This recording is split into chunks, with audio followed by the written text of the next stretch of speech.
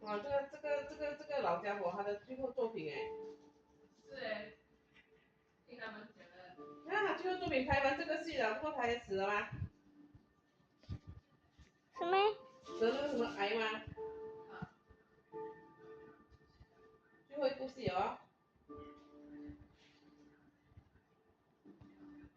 遗作。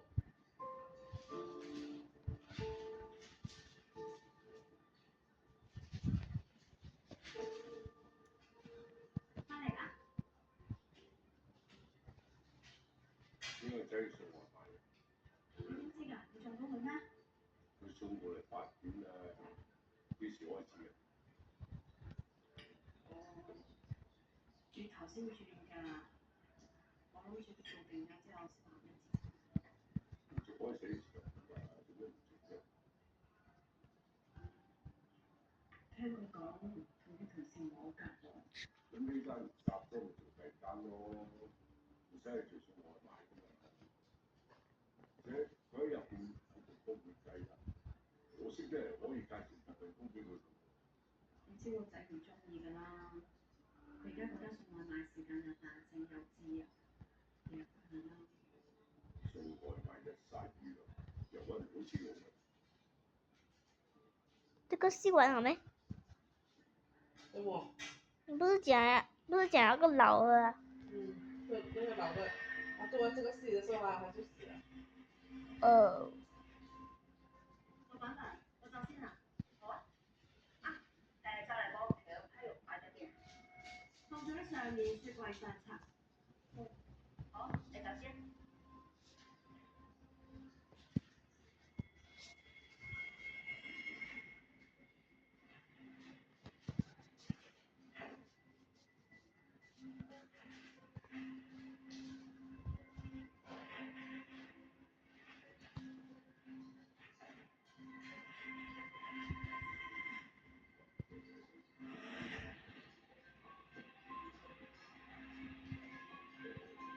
¿Dónde? Baby. Baby 係啊。有罪嗰個應該係我啊！珊珊着鬆身裙着咗幾個月，我做阿媽嘅，咁都睇唔出個女有咗啊！我真係我睇翻資料，而家珊珊係俾人控告殺嬰罪，同埋一項隱瞞嬰兒出生罪，所以你真係分清楚。殺嬰罪同一般謀殺罪有咩分別啊？殺嬰罪係指啱啱分娩完嘅女仔喺分娩嘅影響未完全恢復，導致精神不平衡，引致做出一啲可能令 BB 死亡嘅行為。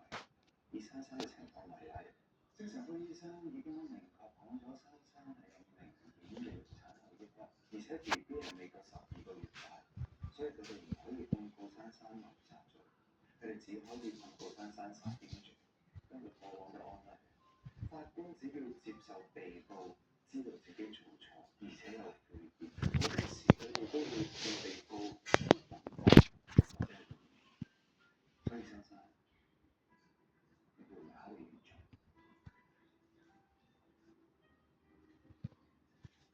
雖然殺嬰罪係會考慮到清楚媽媽嘅精神狀況，但係殺嬰罪同殺罪嘅刑罰係一樣，最重可以判終身監禁。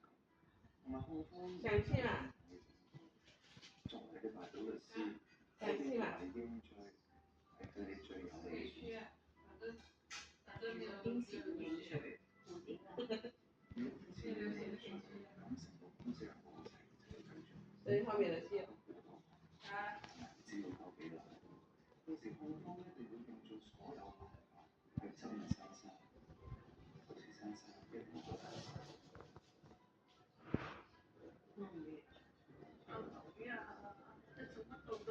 話中唔講啊。真實可以凝聚同其他原因。喺正片入邊，從來冇聽過你提及 B B 同爸爸係邊個。你係為咗 B B 嘅爸爸所以唔凝聚？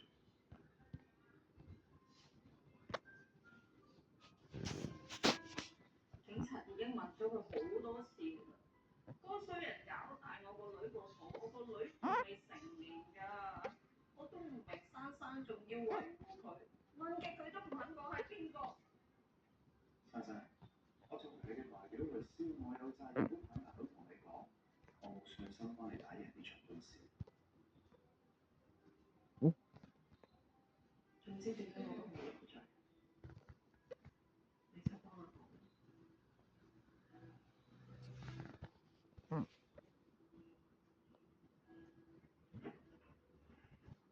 本案係一宗倫常慘案，一個啱啱嚟到呢個世界上未夠12個鐘嘅初生嬰兒，就係咁活生生俾佢親生阿媽殺死。被告麥珊珊今年15歲，意外懷孕之後，佢瞞住佢嘅媽媽，身邊15歲啫嘛，成熟啊。同埋學校老師， 15歲。返學，直至男嬰出世，佢知道自己終於哪一個是15歲？對。